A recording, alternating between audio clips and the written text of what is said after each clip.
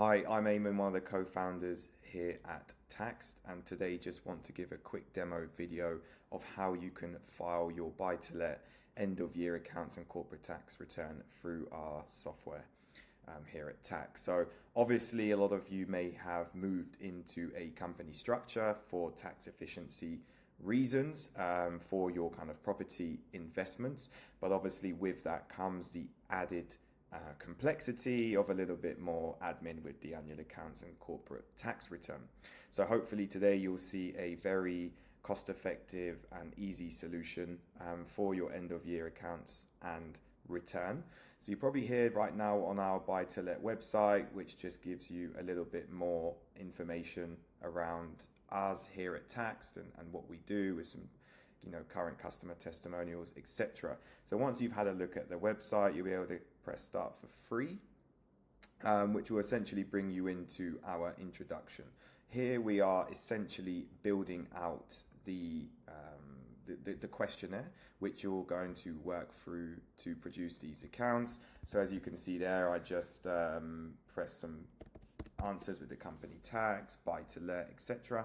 You will use your company number to pull in the details from company's house, and then you will be able to open up your account. So here you'll be able to just quickly set up, put your details, your password in, and then you will get a code sent to your email. Grab that code and then we'll jump straight into the questionnaire. Perfect. Once you've entered in the 6-digit code, you will be brought into our assessment page.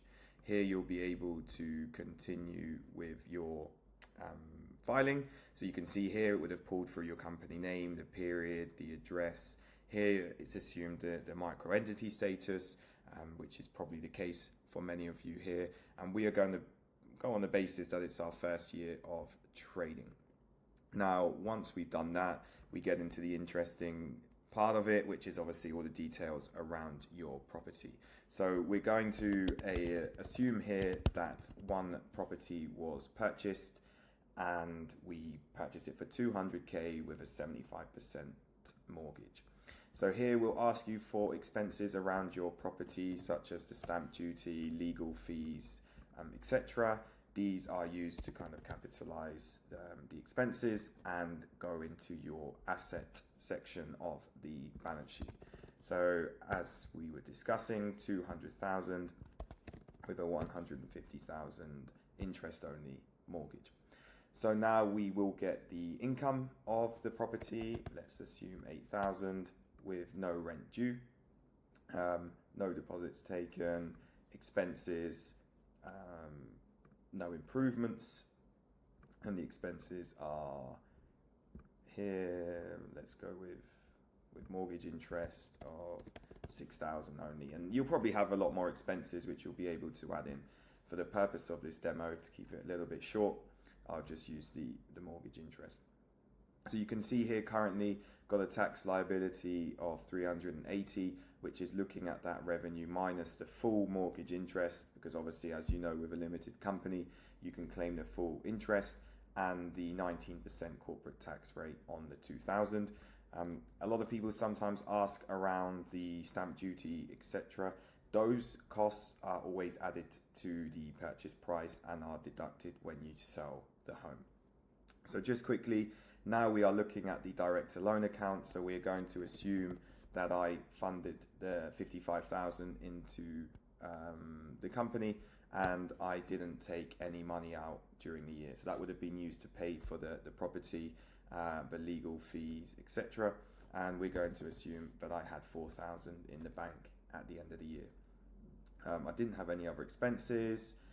I didn't spend any money on my personal account.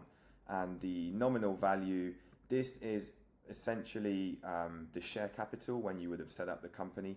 For many of you, it's going to be £1, one share at £1, or you may have 2 shares at £1 each, £2. We have been able to pull this through directly, but it's always worth double checking on your documents. So for this one, we have 5,000. Cool. So once you get through that, you get to the final part of the return and the balance sheet's done. You will get a expert call with an accountant included, and after you make the payment, we'll dive in and have a look at the accounts. Perfect. And once the payment goes through, you will see a draft balance sheet. Here you can just see that we've got the property value with the stamp duty and legal fees added together to give us that fixed asset value of 206,800. We've got the share capital, we've got the cash at bank here, which gives us our total kind of assets of 215. We've got 205k due to creditors, so that is the mortgage interest of 150, and the 55 that would be owed back to me personally for putting that money into the company. So once you see that, you'll be able to jump through and add in your UTR and authentication code. And once those are in, you will get full access to preview your accounts and corporate tax returns.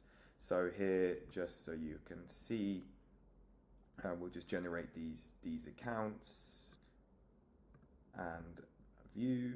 And as you can see here, you get your full accounts prepped by the software, and we have kind of the balance sheet in place. Same for kind of your corporate tax computation.